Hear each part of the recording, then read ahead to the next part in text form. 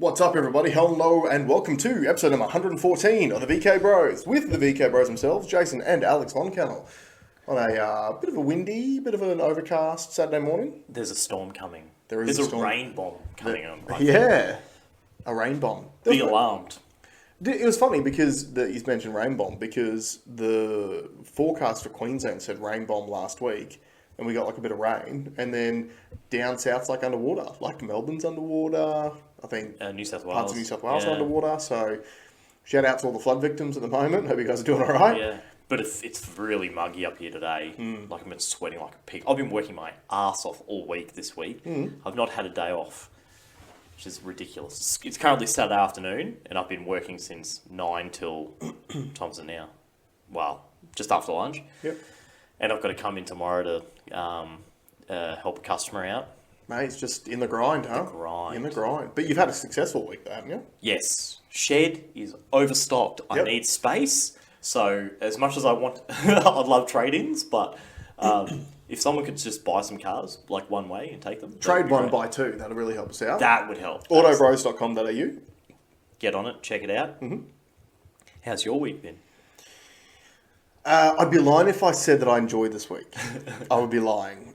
This week has been a testing week, and it's more so been a culmination of the last few weeks in a row. Culmination. Because the kids have been sick for like 3 weeks straight. I've been a little bit sick for the same period of time. Not hugely, just lingering, can't get over. Just enough to like completely destroy your energy levels and make the most like menial of tasks just seem like they're really difficult. Yeah. So yeah, this week's been a bit shit, a little bit shit. Apart from stuff at home, like as our YouTube viewers would probably know, we didn't show up last week. There was an episode. We filmed an episode. We uploaded the episode. You guys might have seen the episode drop yesterday, maybe not too We're not sure. This is our first time that we've had a strike against us. Yeah. So yeah, that's been a bit interesting. What's weird, so for people that don't have channels on YouTube, they don't really tell you. No. Like, we have to go and look in. There's like a separate app called Studio. You have to click on the app, and then there'll just be a notification there. They don't even push you. You'd think it's something that you'd get a push notification for, or an email. Yeah, so it's like if you subscribe to someone, they make a new video, and you've set on the alerts. They're like, "Hey, this person's got a new video up. Want to go and watch it?" Whereas it's like, we got this community guideline strike for medical misinformation, the favourite catchphrase, and yeah, I didn't even know, like you knew because you logged into the platform. I hadn't even seen it, even though I uploaded last week's episode as well. And what's weird for us is that it was for a much older episode. Yeah.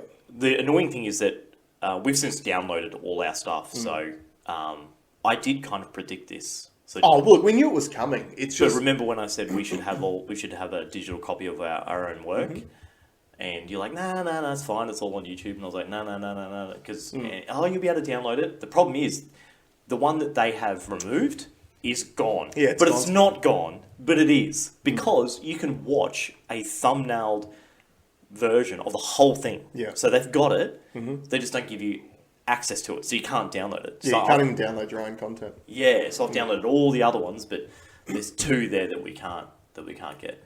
Yeah, and what's fascinating about, like, look, we should have, well, we knew that this was going to happen. Yeah. We knew it was going to happen. Unfortunately, something we speak about every single week on the pod is there's a narrative that's at play, and for right or for wrong, the private companies that are involved in the world, like your YouTubes and your Googles and etc., they're playing their part in the narrative. And look, at the end of the day, it's their rules. Yeah. Like, the frustrating thing is, like, they're smart with it. Like, they say the episode's been cancelled for, like, medical misinformation. And then it's like, review your content. And you go, okay, what's the bit that was the medical misinformation? And then it's like, yeah, just review your content. So then if you actually want to try and challenge it, they just will obviously say that you've just said something that contravenes your local health authority guidelines, which is true. Absolutely, it's true. At the end of the day, even they have, they've changed some of the stuff. Well, so they've contravened themselves. Well, do you want a really good example? Yeah. The best example is that Dan Andrews has just declared that the pandemic's over and they're not going to renew the because it's not state of emergency in Victoria. It is a pandemic declaration because those new laws that got brought in last year, and the pandemic declaration will end on the 12th of October, regardless of the fact that the health authorities don't want them to do that. So that's only a state thing. So that's just Victoria. That's just Victoria. Yeah. But like when you consider the fact that, I mean, we've said from... So is the cure for pandemics upcoming elections? 100%. 100%. But we said from the start that this whole thing has been about politics, not about health. And I'm sure if you go on the World Health Organization website, they're still calling it a pandemic. They're still saying it's in effect. And everything up until now, when we've had to justify the measures that they've taken, the bad stuff, they've referred up the chain. Oh, it's World Health Organization. They've declared it as a pandemic and blah, blah, blah, blah, blah.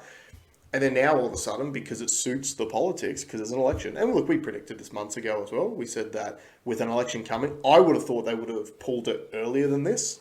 Yeah. But maybe they also know that in the political world, we've got very short attention spans. So you've got to give everyone their freedom a month beforehand, because if it's 2 months beforehand, we'll have already forgotten about. You leave the risk for something else to come up. Yeah. So look, we got a YouTube guideline strike. Should have known that it was coming. But what's surprising to me is that it happened now on an old episode of all times. Like it should have happened back then. We should have been... The stuff that we said was worse back then than it is now. Yeah, now when you've got the new data that actually further supports the predictions we made back then. Yeah. But it is interesting, like I mentioned this to you when we got the strike, that not everyone, most of the people who are saying similar things to us are getting strikes right now. So it's the same all around the world. So it's like all of a sudden the censorship is ramping up, and it does make you wonder why that is the case, when seemingly the pandemic is, moving towards being over. Joe Biden famously said it, the pandemic's over. And look, we know that that's not the case for any of you out there who've got loved ones who are currently sick with COVID, who've had negative effects, or... Who just got positive today.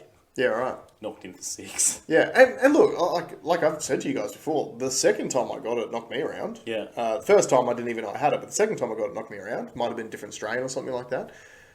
So it's a legitimate disease. Like, we've never claimed that it wasn't a disease. A lot of the full-on red pillers are like, it's not even a thing, but we've just never claimed that what we're being told is the whole and unredacted truth. And yeah, sure enough, it was episode 84 that got the community guidelines strike. Now, we'd already previously had an episode removed just a couple of weeks ago, which is episode 67.5, which is the booster pod. So that was the one. I won't repeat the claims because then this one will get removed as well. But so that's why we're. Well, if you want to go back and listen to them on podcasts, on audio, audio you can still get. Yep. It's just yeah. So if you're interested in all into what exactly the medical misinformation was that we got videos removed over, if you go to episode 67.5 and episode 84, you guys listen to it and you tell us what you think it was that was especially egregious in those particular videos. Yeah. Don't say it on YouTube though. No, because then you'll end up getting banned from YouTube as well. But no, I do find it fascinating that it's now that... it's weird that it's heating up now. But you had you noticed something interesting in terms of who is rallying against perceived misinformation now compared to... So certain players are, certain players aren't. Did you want to go into some more detail? Yeah, well, look, it's interesting. Like, to start off with, the platforms that I have noticed who have spoken openly about having strikes in the recent last few weeks is our platform, Russell Brand's platform, which he's since done an exclusive deal with Rumble and he's moved all of his stuff over to Rumble. And also Dr. John Campbell, who, quite funnily enough, all of Dr. John Campbell's old videos in which he used up-to-date pro-vaccine data, which has since been... the science has changed. They're all still up. They're all still fine. But he's recently gotten... Is that 2 strikes? Yeah, 2 strikes, particularly for saying the I word. Yeah, and if 3 strikes... And you're gone. You're out. Everything's deleted. You're gone. And like he said, his channel is used as a resource all over the world. He does some really, really, really great work. Yeah. And that is at risk of completely disappearing. And he only uses facts. Yeah. He uses facts off the best possible sources that are available. Yeah. And, that kind of goes to show how crazy this level of censorship is. Yeah, look, to throw some credit back to YouTube, at the end of the day, YouTube's a private company, it's their sandbox, and you have to play by their rules if you want to play in it. Yeah. Also, being a massive company with a massive amount of money, it always leaves you open as a target to be sued if something goes wrong. So, for example, if you've got a video that is propagating something which then makes someone go out and do something harmful to themselves, YouTube would be leaving themselves open to some form of litigation. I think they are. You don't think so? No, it's the whole WikiLeaks thing. They're publishers, so they're not responsible for the data that goes up. Well, this then becomes a further issue of the fact that they are. It's not. Publishers is not the. It's not the right word. It's not the right word. But essentially, because they're not. Is it Section 230, which says that they're not liable for the content that's put up because they don't create it. But if they were a publisher, like a newspaper or a book publisher or something like that, then they would be liable. Yeah. So they all say, we ain't publishers, therefore we're not liable for the content, and yet they are choosing which content to publish and which content to not publish. And that's literally the terminology that's used on the platform. Yeah. Like when you go to upload a video, it says publish now. Like it's literally the terminology. So yeah, look, it's tough. But my question is not about whose channel, about what tech has pushed and what tech has pulled back. Because there has been a contrast. Yeah, you're right. Like I did mention that during the week, where I've noticed that a platform which seems to be allowing more free speech, especially on this subject, is actually Facebook. Yeah. Who was the total opposite. Yeah, before. very much so. But again, to me, this is just another case of where this health advice is political rather than health in nature. I feel like Meta, Facebook's parent company, knows full well that the midterm elections are coming and they're expecting the Republican red wave like everyone else is. Now, Meta, if you follow like the last presidential election, they gave the Democratic Party bucket loads of money compared to what they gave the Republicans. Because the Republicans were looking at things like Section 230 and trying to strengthen laws on essentially liability. Because unfortunately, what people have identified is that these large companies, which are platforms, they have been acting like publishers with the protections that they're not publishers. Yeah. So they get both ways. They benefit from both ends. That's exactly. So they can all essentially the do perks, it. none of the downfalls. Yeah, exactly. And I mean, it's like another industry, really. It's like, the vaccine industry. They get all the profits and none of the liabilities. Yeah. Like, it's the same sort of thing. You get all the profits generated off the content that people put on things like YouTube for free, but you get none of the liability, even though you get to act as a publisher and choose what gets published and what doesn't. Now... And also get to sell ads on all of it, regardless. So you can be demonetized as a video. Now... Disclaimer, we're not big enough to get any ad revenue off of our channel anyway. So if you've watched any of our videos and you've seen an ad on it, we don't get a cent out of it.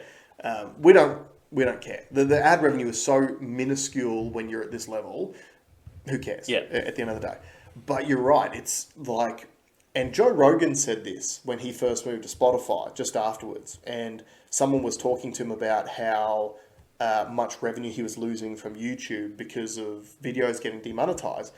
And Rogan goes, I remember when I figured out that the censorship was bullshit, and it was because he had all these videos all of a sudden that were demonetized. And then after he'd announced his exclusive move to Spotify, seemingly overnight, every single one of those videos was remonetized. Right?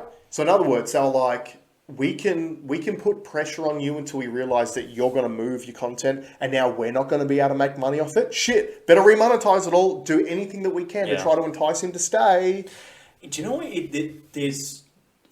just to go sort of away from censorship but more onto content creation. I know that there's obviously Rumble's taken a bit of like they had a 20% bump to their stock price. We were talking about it during the week. Twitch has upset a lot of their creators as well. Just 1 second. Put it in the comments if you would go over to Rumble.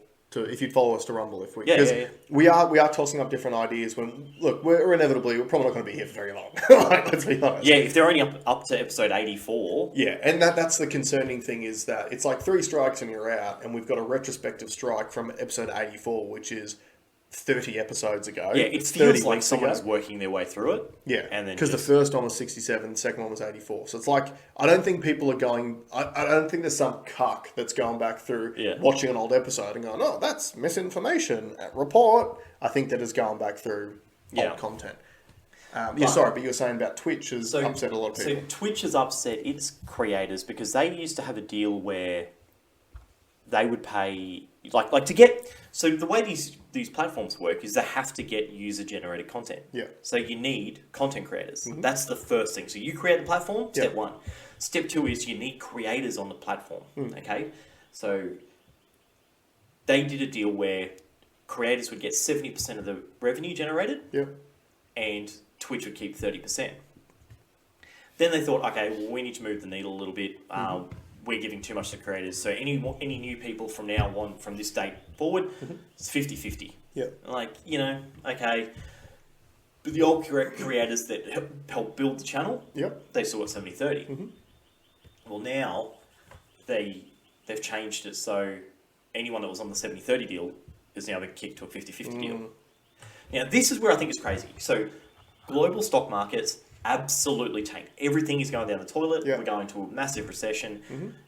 It's going to be an absolute bloodbath. It already has been a bloodbath. It's going to get much worse. So a lot of people are trying to bolster and increase revenue.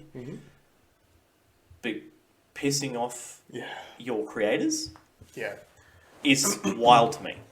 That is what, like, what do you think is going to happen? It's a fascinating look at human nature and the psyche, because this is not unique to Twitch. It's not unique to any of the platforms. It's not even unique to the content creation business. This is a business principle that it just appears that human beings make the wrong decision time and time again. Yeah.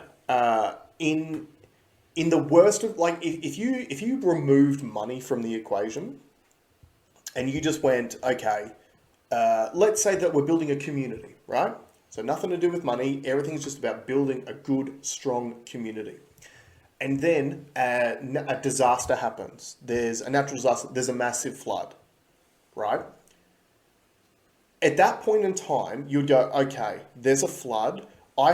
These were the strongest, most tight-knit people that helped me build this community to what it was. These are the leaders in my community.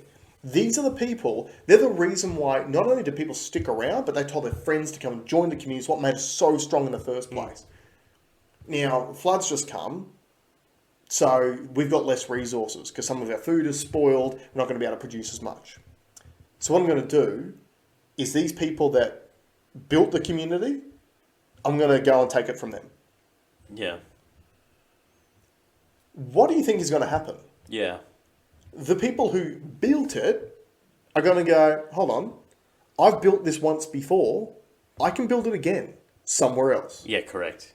Like, you don't bite the hand that feeds you. And it literally just opens the door up for competition. Because the next person that goes, okay, we're 70-30, where are they going to go? Exactly. So the smart play is you go, okay, the times are a little bit tough. Well, let's not hit let's keep secure these initial guys as best as we possibly can. Because at the end of the day, they're the big names. They're the big ones. And then maybe when we're bringing on new content creators, or the ones that are on the 50-50, maybe you bust them down to a 45-55. Well, see, I don't even think you do that. Because I look, so, okay, what do you want to do? You want to increase revenue. There's multiple ways to increase revenue. One is like just up your prices. The byproduct of that is that you lose customers. And in Twitch's case or a platform's case, you lose creators, which therefore means you lose... For every one creator you lose, you probably lose 1 to 1,000 customers, Yeah. right? Users. Or why don't you add a feature? Or why don't you make it more appealing for new people to come in? Why don't you offer more incentive? And that's where I want to say CZ from Binance, and I know we're skipping all over the joint, but I'm just following like good business practice. CZ is the CEO of Binance, crypto exchange. His whole ethos is like, I just want the most amount of users. I'm going to keep lowering fees. I'm going to keep on making it easier to access. I'm going to play all the regulation games around the entire world just to get mass adoption. And when any trouble, I will get involved personally and I'll sort it out. So they just got hacked for like $300 million. Okay. Now, it's interesting. Typical news story headline is Binance Smart Chain got hacked, $300 million. Yeah. As what has been most cases in crypto, it's a bridge between the Binance Smart Chain and someone else's application that they've built on top. It's it's always these bridges that seem to get hacked. Right. So he said it was 3 a.m. for him. As soon as he was notified, he's onto it. And he's tweeting live and transparent. This is what we're doing. This is who we're talking to. This is what we're doing. His whole focus has been around the customer. Because he understands who pays the bills. That's right. Which is the customers. Whereas I feel like Twitch has gone to the shareholders and said, oh, how do we increase the share price? Well, increase revenue. How do we increase revenue? Put the price up. It's a lazy way out. It's a stupid way out. But have they made the attempt to go to the advertisers for more money? To go to the companies? Don't know. So that's the thing though too. I go, okay, if I'm running Twitch and we need to increase revenue because we're going through a downtime, why aren't I hitting up the people who pay to advertise on my platform for more money? Before I do make decisions which are going to lower the quality of the product. Because if you piss off your original content creators who are the biggest people on your platform and they leave, if you're an advertiser, well, I'm paying you X amount of dollars because of these big names that are on your platform. That's who I want my ads to be shown when these guys are streaming. Oh, what? They're gone now? Well, I'm not paying you as much. Like it's a race to the bottom when you do it that way. Absolutely. And you could plot that on a graph. What's your game plan? From a race to zero. What's your game plan? But do you know what I think a lot of this stuff is? I think it is just people who sit in boardrooms who go, who do I think's the easiest target on day one to go and hit? Well, it's easier for me to go and hit the people who we pay rather than the people who pay us. I think that's all it is. They're too scared. You know that because you've been a salesman and a sales manager. And you know that when you're a sales manager and your salesperson comes in and they work you, the manager, harder to get a better price for the customer than they work the customer to get a better price for the dealer. But it's the same thing. And I think look, I've seen that a lot of times in my career. A lot. Which makes me wonder, is this a basic human instinct of path of least resistance? Probably. I also think too, I feel like in these tech companies, and look, Twitter's a perfect example, is where you've gone from the guy that created Twitter, Jack Dorsey, being the CEO, to some engineer ruling it, and then Parag Agrawal. And it being a complete cluster. They've got to be led by visionary people. That's right. They can't just be led by accountants. Because he was just an engineer. So engineers aren't visionaries. No. I mean, they can visualize the thing that you want to build, but you've got to have the idea in the first place. But you've actually got to believe in the mission. You've seen the Twitter deal's back on? Yeah, I have noticed that too. And have you seen what the share price has done? Because it's gone up? Because everyone's buying in, thinking they're going to get $54 a share? Yeah, but it's almost there. So, I'll pull it up. While you don't... This is a fascinating thing about the world, is... We see this time and time again. Like, if you go and watch a leadership video, it's like, find out what your passion is, and then you'll never have to work a day in your life. Right, okay. Have you ever seen a rise like that before? No, I haven't. Okay. Hold it up to the camera so I can actually see it. I'll explain it to you. So, from $43, and what date was that? $43. Sorry, 42.61 on the 4th of October, and I'm assuming the announcement came out on that same day that it looks like Elon was going to have to buy it again. And keep in mind, he was going to pay effectively, I think, $54 per share is where it averaged out at, and what he'd agreed. It instantly spiked in one day to $52. Now, it has since gone back to about 49, but that increase, that is a crazy... Oh, can I do it in a week and it'll tell me the percentage? Can I go back? Oh, wait. So I can do... So from top to bottom, a 23% increase on the entire stock in a day. In a day. Now, from its top to now, it has dropped 5%. But look, you're still in for $5, a $5. Which, yeah, if you can buy enough shares, that's a massive return on investment. Yeah. But yeah, I'll keep an eye on that story. Because so what do you think is going to happen? Well, what do I think happened to what? So I don't think I don't think Musk was willing to pay the $1 billion, and I don't think Twitter was actually going to cop the $1 billion fee for reneging on the contract. Mm-hmm. So I think they just said, okay, well, we're going to sue you for the whole thing. So we're going to make you take the whole thing. Mm-hmm. So there's a court case coming up, isn't there? Yeah. Yeah. Which it appears that Musk's offer to continue with the deal is to not, therefore, end the court case. Yes. Well, yeah. Obviously, there would be no court case if he Yeah. buys it. Now, a lot of people said there's no way that he would want it now that it was at $40 when he was willing to pay $55. It doesn't matter. But now the price is back up. So now from it's like a good deal. accounting point of view, yeah, you're like, oh, I can actually justify that. Yeah. So I still want it to happen. I still want that to go ahead. Mm-hmm. I've spoken to a couple of different people that have noticed that Twitter was very different in experience pre and post. Are you on the Twitter? Musk. Yeah. See, I'm not. The only time I ever actually go on Twitter is when there's a UFC pay-per-view event on that I can't watch, and I just go to see the live updates, people tweeting about it, to just find out what's going on in the fights. But I don't go on there. And then when I saw the news recently about the deal being back on again, I was like, oh, I'll just go and have a bit of a look around. It sucks. It's just people whinging at each other and arguing over dumb shit. And it's the worst experience. It's literally the worst. What it has over any other medium, though, is an easier search algorithm and a far better way to find instantaneous information. So like you do sporting stuff and you can get the live update. Mm-hmm. It's the same with any news item. Yeah. You can get the most up-to-date. I appreciate that. But if you're looking for any information on anything that is important, you can't trust what you see on Twitter anyway.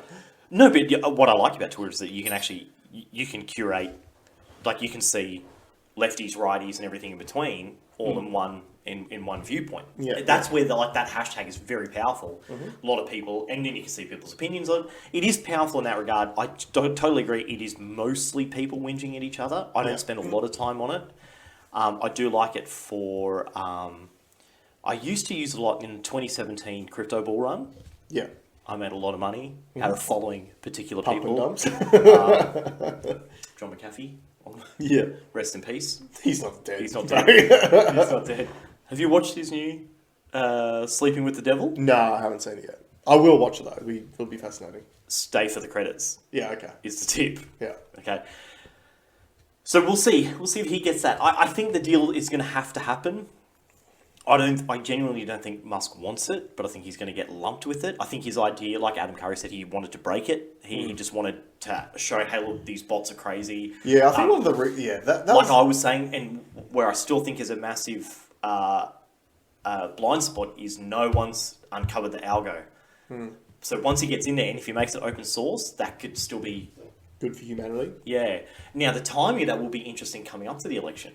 Because wouldn't it be argued that it's best if it stays in Parag Agrawal's hands if you're a Democrat prior to the which is an interesting hook because I have a lot of people speaking about this at the moment, and I have seen from various news sources about how I've seen a lot of lefty news sources saying that if Elon now takes over Twitter, it will be election interference. Oh, okay. Right? It wasn't before. Well, no, it wasn't. Only if Elon's got it. When Twitter censored the Hunter Biden story literally just before the election, that was not election interference. That was stopping the dangerous spread of malinformation. And just for the punters at home who don't know what the difference between misinformation and malinformation is a new term which was created in the last 12 months, which is factual information that may cause you to lose faith in your own government. Is it? That's literally the term. But if you just call something malinformation, like people just go, oh, that's bad. It's bad information. But the actual definition of it is, look it up, see if I'm right. Define malinformation. Malinformation. I believe it is factual information that may cause you to mistrust your government. So it's trying to tell me, no. What you meant is misinformation. No, that's misinformation. Yeah. That's okay. That's gaslighting.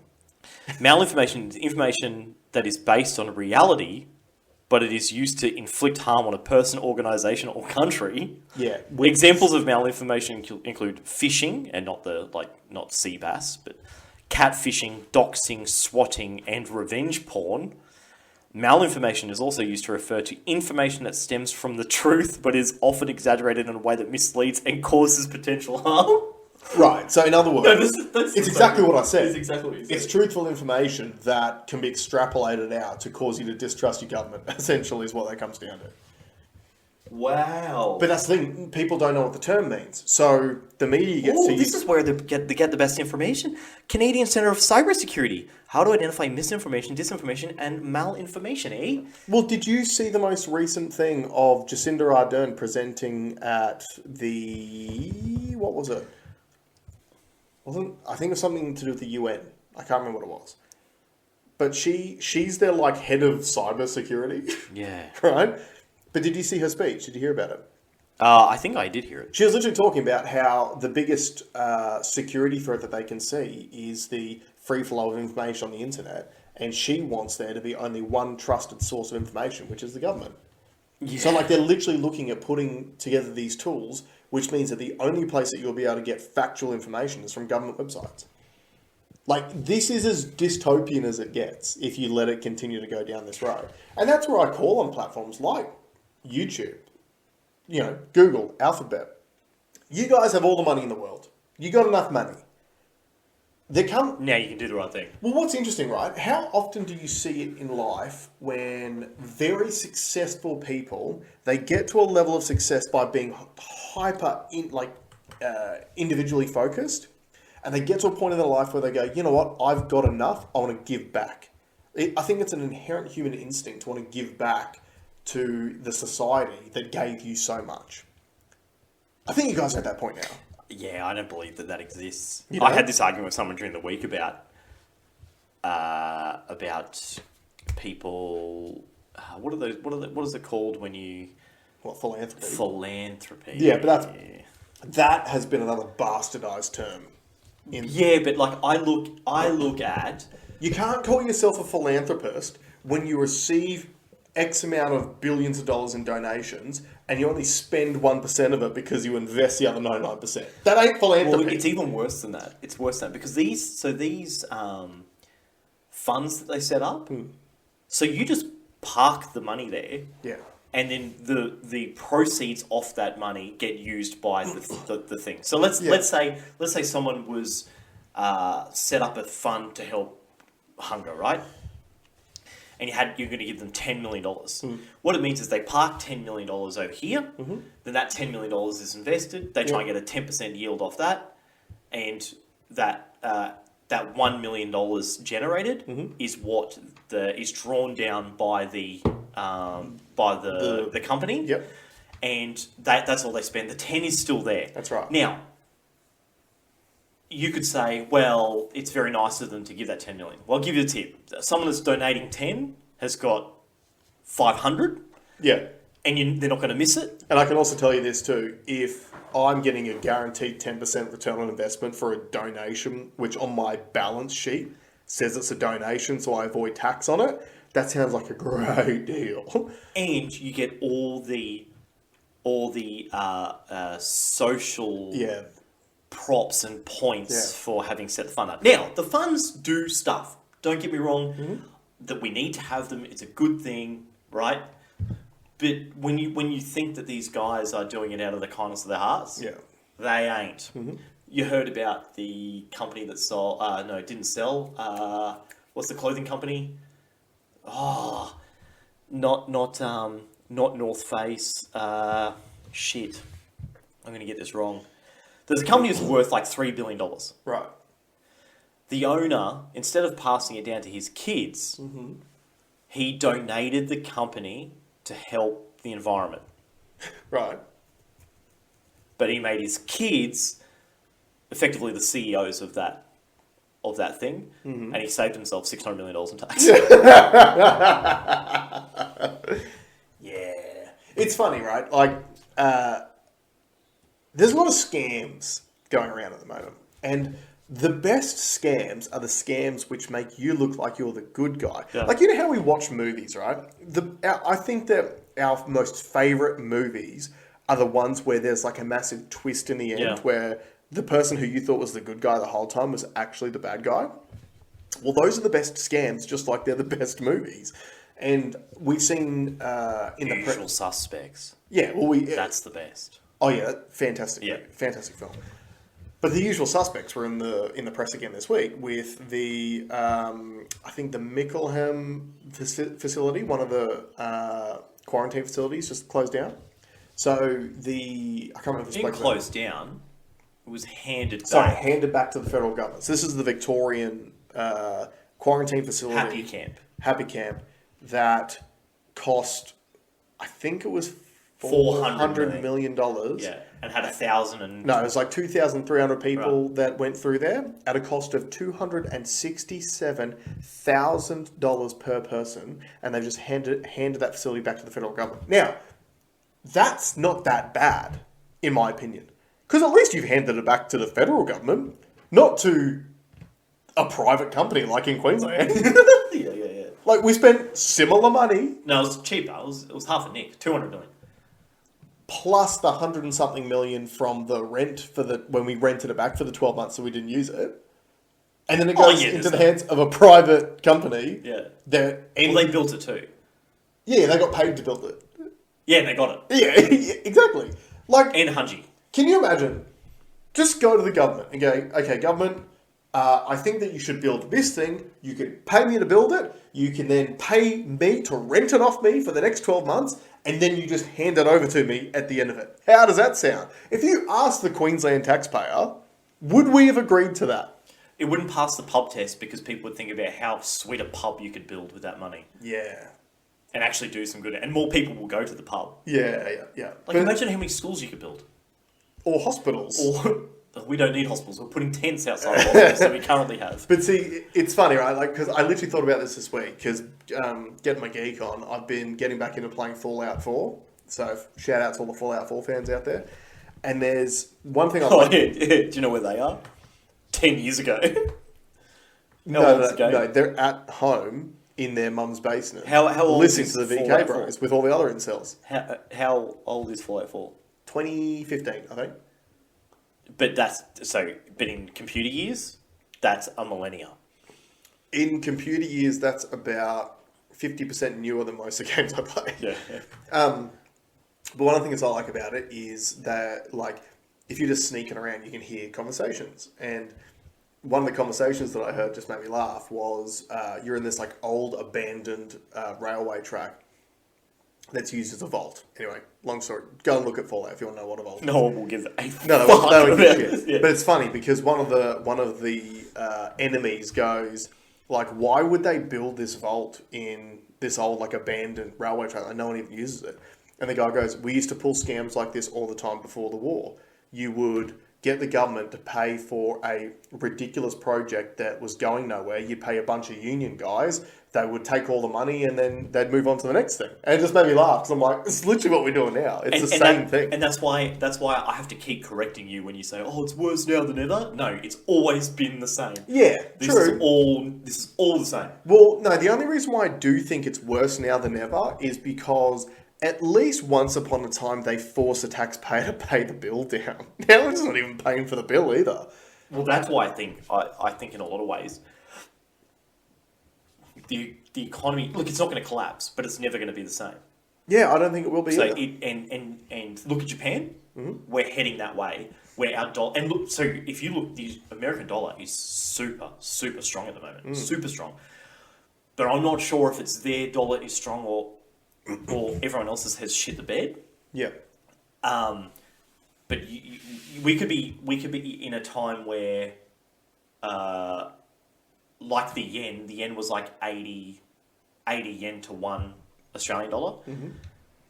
We could be, we could be 20 Australian dollars to one, whatever the new petrodollar is going to be, Petro One or whatever. It's not going to be the same.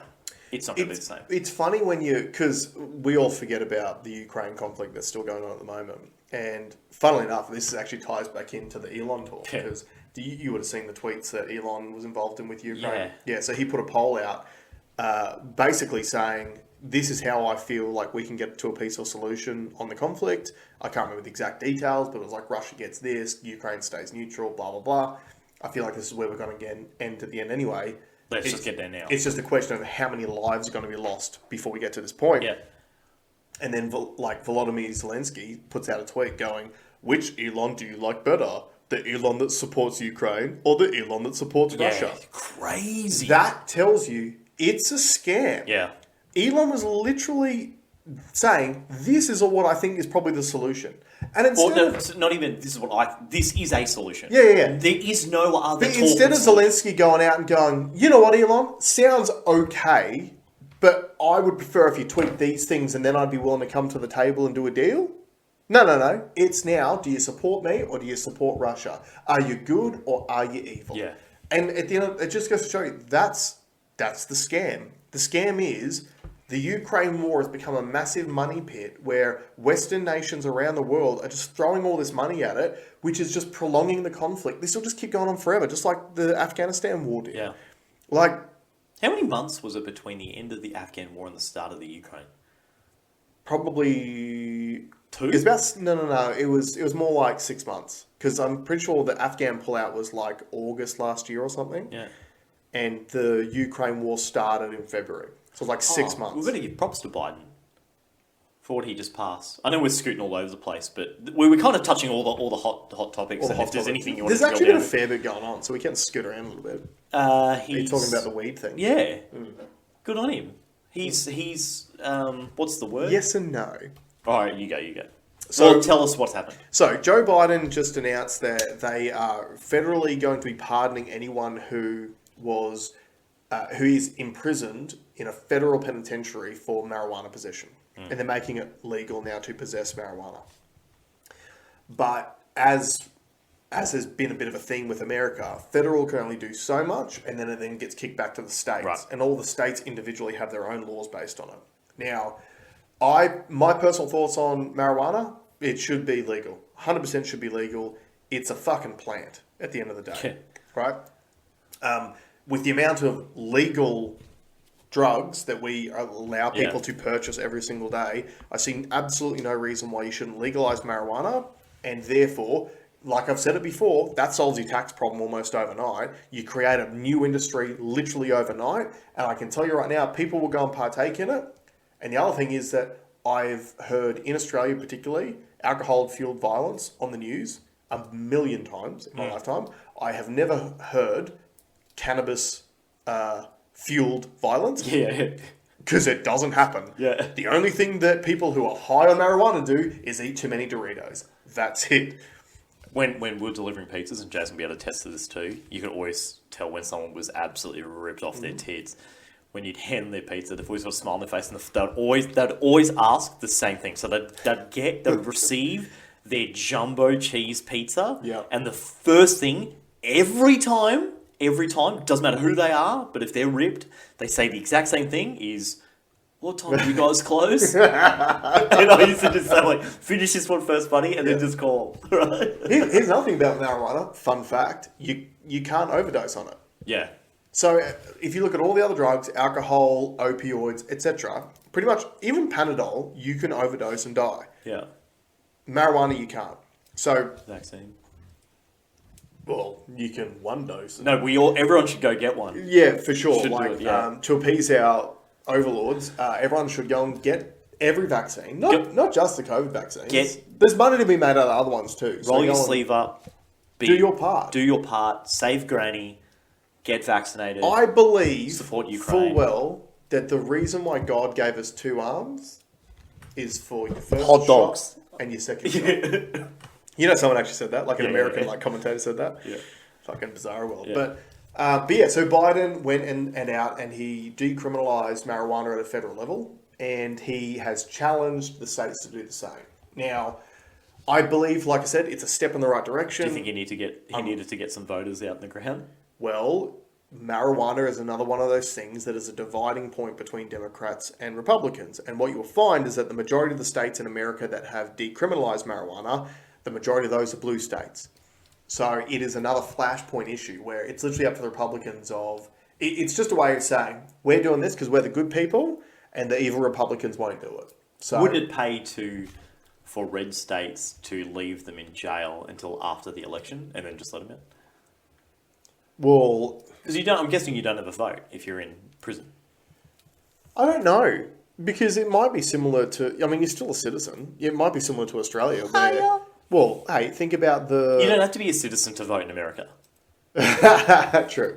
But think about the rights that everyone had during like the mandates and stuff in Australia. The only people in Australia who didn't need to get the vaccine were inmates. Yeah. They're the only people that it was legal to not be vaccinated. Yeah. So maybe they can vote and their votes count for double. Who knows? But I see this as nothing more than just another...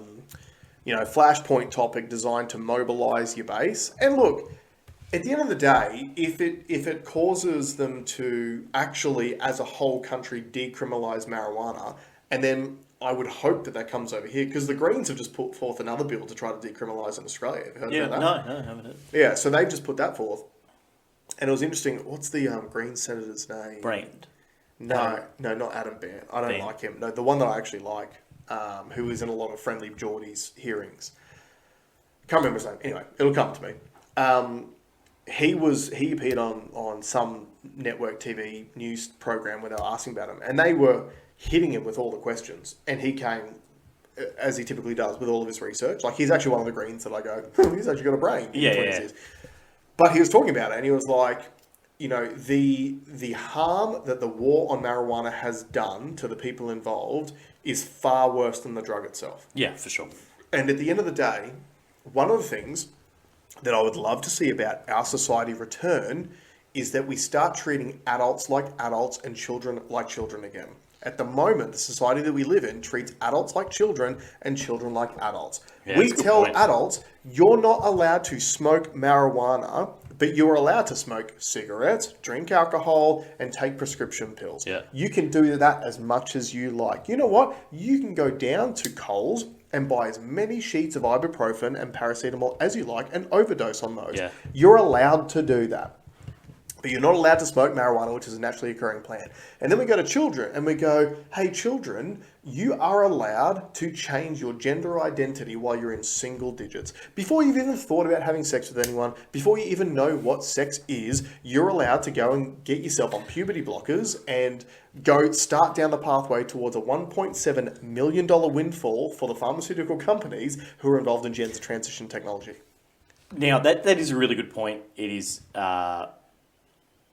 I thought that gender stuff was more of an American problem than an us problem until I read Queensland Health's latest Facebook post. Mm-hmm. Oh, did I screenshot it? Yeah, I thought you might have sent it to the group. Because I thought, all right, that's just an American thing. Forget about it. Yeah, but the thing that's become immediately... Like, we've always known that culture flows from America down to Australia, but I don't think it's just culture in the, hip hop sense. I think it's culture overall. So this is what it says. Queensland Health. Despite what's shown in the movies, the symptoms of a heart attack won't always start as an intense hand-clutching pain in the chest. Mm-hmm. Just like no two hearts beat the same, no two heart attacks are the same. Warning signs for men, or those assigned male at birth, can differ from women. And they also vary in intensity and subtlety. For many, pain can be gradual or mistaken for muscle ache or indigestion. Mm-hmm. Okay, so there is two wild out things to me. Yeah. One, the gender thing. Warning signs for men or those assigned male at birth. Yeah. So this is a very real thing now. Dude, so I took the kids to a new doctor's on grand final night. Shout out to having fucking kids while the game's on. I got to take them to the fucking doctors. But every new doctor surgery, you have to fill out induction forms. Right. And it was like gender, male, female, non-binary, prefer not to disclose, blah, blah, blah. And then the next question was preferred pronouns. I'm like, are you serious? This is a fucking doctor's surgery. I can guarantee you every single qualified doctor in this surgery has not heard shit about preferred pronouns and non-binary genders in their medical degrees. I can guarantee you that. Yeah. It doesn't exist. Go and read a textbook. It doesn't exist. And the issue that I have with all of this stuff is it is absolutely correct that there are people in this world that feel like they were born in the wrong body. Absolutely correct. But the representation that we have of these voices in decision making far exceeds the representation of people who do not feel the same way. It is literally, you change the entire 99.5% of the way people are allowed to conduct themselves for the 0.05% of people who feel a certain way. We don't do that with anything else. We apparently are a democracy. So in democracy, majority rules. Yeah. Right? And I have nothing against people who want to be a certain way. As a parent, though, I do get concerned because kids are sponges. Kids literally want positive reinforcement. That is biologically ingrained into you. You want to do things which get a positive response from someone. And if you're being ignored, you'll do anything you can to get any response from someone. Right? That's what kids want. So when you support a behavior in children and you give them positive reinforcement for it, 9 times out of 10 they continue to do that behavior. Yeah, it's so formative. Absolutely. Yeah. And again, we tell kids, you're not old enough and smart enough to vote. You're not old enough and smart enough to serve in the military, to smoke cigarettes, to drink alcohol. But you're old enough and smart enough. Before you've ever even had a sexual thought in your life, because puberty hasn't kicked in yet, you're old enough and smart enough to know that you were born in the wrong body. Yeah. It's child abuse. Again, I thought it was not. I thought that issue was not here, but it clearly is. And the scary thing is it's like if it's the frog in the pot thing. It's just another example of the frog in the pot. We talked about the frog in the pot with the water heating up and how the frog doesn't realize it until it's too late and it's boiled alive. We spoke about that with like vaccine passports back at the end of 2020. Yeah. We were literally saying they're drip feeding this stuff in, and if you don't do something now, in 6 to 12 months' time, you'll be fucking wishing that you did. Culture will swing though, and I think that there is a big correction coming.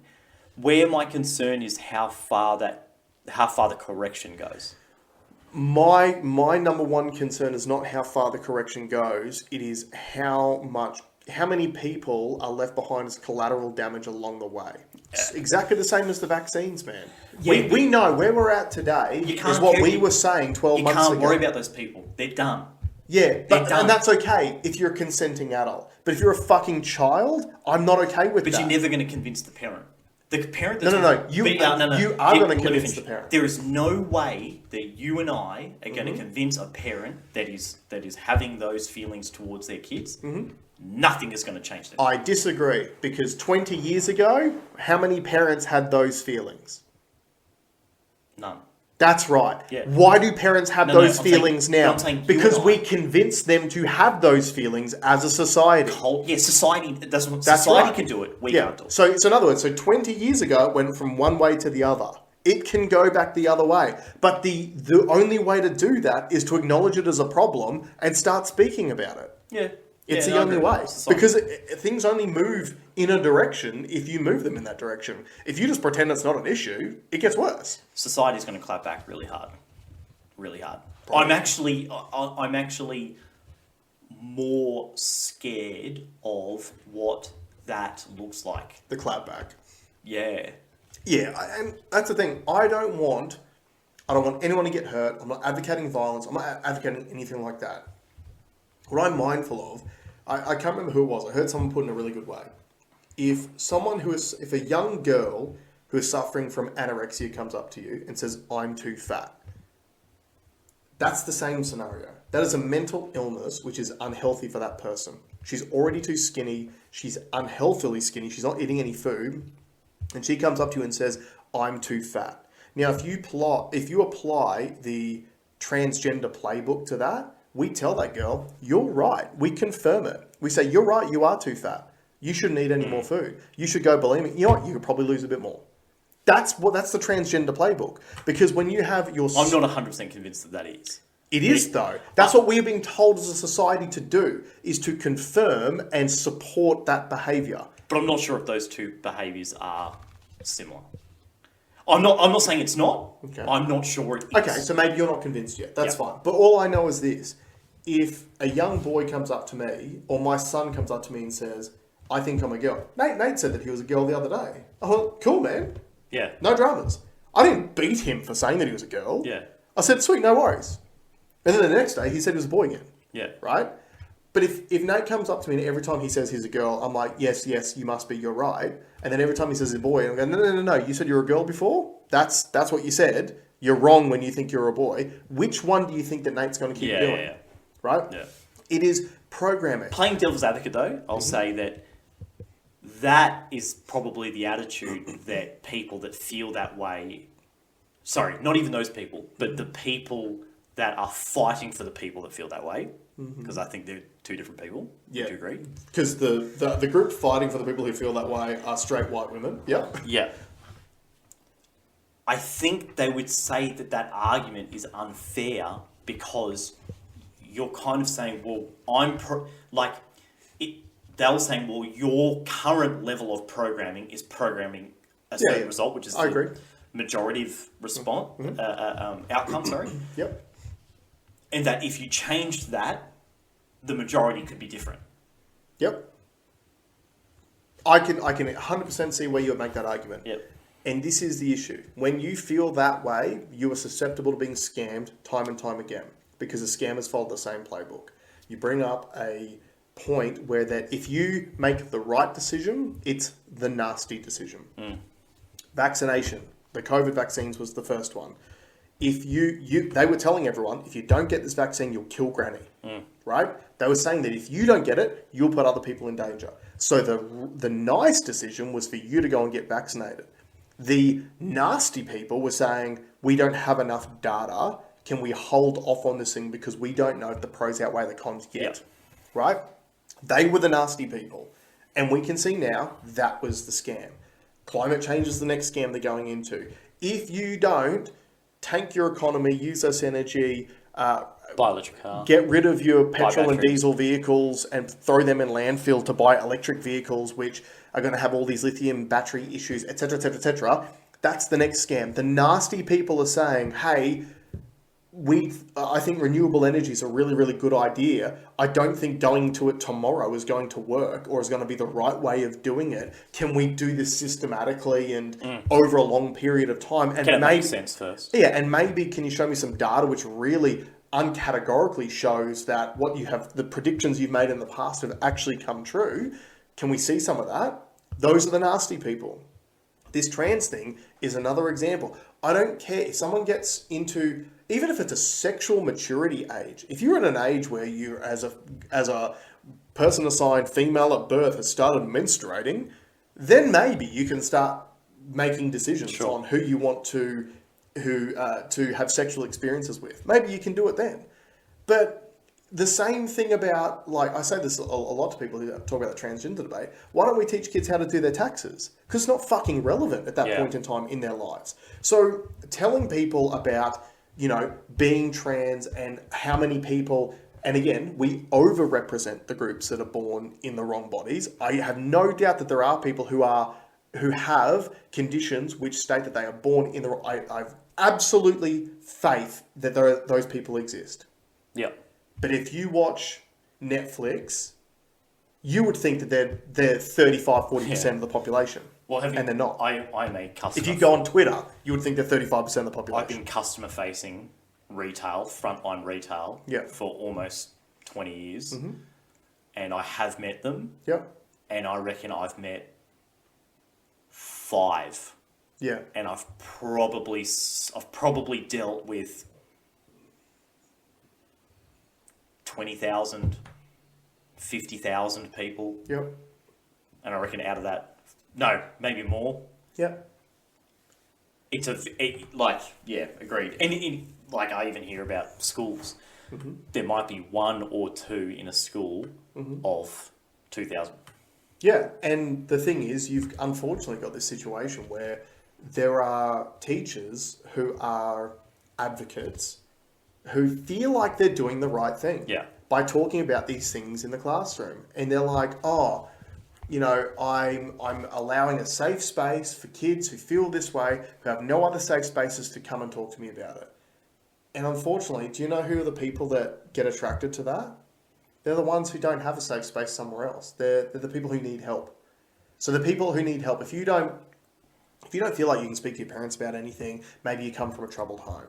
If you don't have a supportive group of friends, it's the outliers in society that gravitate towards the one person who's giving them an in to be open and speak about things, whether they actually believe that particular thing or not. They're just getting that support that they don't experience from somewhere else. And look, it's no teacher would sit down and tell you how to be a good husband or a good wife. Like, that conversation is not. That's right, because it's irrelevant. We'd spoken about it. We had no idea what our teachers' sexual orientations were. Didn't know if they were married. Yep. Never came up. It was not a thing. There was only one teacher that we did. Oh, the one lesbian teacher we had? Yeah, who was the best teacher. The best teacher. She was also a basketball coach. Yeah, who everyone wanted. She was the best. She was the bomb. Yeah. But again, we only knew because our parents told us. It wasn't because she was telling us at the time, but she was the bomb. Yeah. But and that's the thing. There are these people in society who feel these certain ways, but you don't fucking talk to kids about it. Yeah. I'm straight. I don't tell the boys about how straight I am and what that means. Yeah. I don't. It's not relevant to them right now. Yeah. It might be relevant to them as they get older. Do you know what I do in the meantime? When they're with me and I'm around women, I treat them with respect. I'm nice to people. I say hello in public. I use good manners because I'm showing them behaviours I want them to mirror. Yeah. Right? They could grow up. Both the boys could be gay. I wouldn't give a shit. Yeah. As long as they're happy, it's all good. But what I don't want is, I don't want to end up in a situation, because we saw how quickly the mental illness took over during COVID. We saw that. Yeah. Every single person has lost friends or family during COVID because of mental illness. Every single one. Yeah. Whatever side you're on, you've lost someone. Yeah. So I can see how quickly that could appear over 12 months' time. Now, my boys will go to school in 3-4 years' time. It's a long fucking time. And I don't want to be in a situation where I have teachers who feel like they're doing the right thing talking to my kids about sex when they're fucking 5, 6, 7 years old. Just teach them English and STEM. Well, yeah. Teach them how to be a fucking engineer and make some money. Don't teach them about gender ideology and stuff that's not relevant. Once upon a time, if you're a teacher and you're speaking to a student about sex, you were a pedophile. What's the Louis C.K. bit? Everyone had a pedophile on their street. Ours was Jean Girard. Yeah. You don't walk on Jean Girard's like McDonald's? Yeah. There is, and I don't know if this fits in with it. I do feel like there's a lot of stuff that parents should be responsible for teaching their kids. Mm-hmm. But I also know from a teacher's point of view, there's a lot of stuff that's not being, and where parents expect teachers to be teaching them about like life stuff. Yeah. Life stuff should be done by parents. 100%. And gender ideology and sex is a life thing, and it should be taught to you by a parent. For sure. 100%. At a time where it's relevant to you. Yeah. Not at a time before you're, like, we talk about all the time. There's chatter, I think, either in Australia or New Zealand, about, I might be New Zealand, about not letting boys get their licenses till they're 21 years old because your frontal cortex hasn't formed properly. Now, this is a real thing because I experienced this being a young man myself. Before, I like when I was late teens, I was a fucking psychopath. The stuff that I would do that seemed normal to me at the time and not risky was ridiculous. But then you hit a point where all of a sudden that part of your brain develops and you start realizing what's a risky behavior and what's not. That's a real thing. And that's at like 21 years old. No, mine was like 25, I remember. Because I got a 900cc motorbike at 19. Yeah. And I've done stuff that... Yeah. Yeah. Yeah.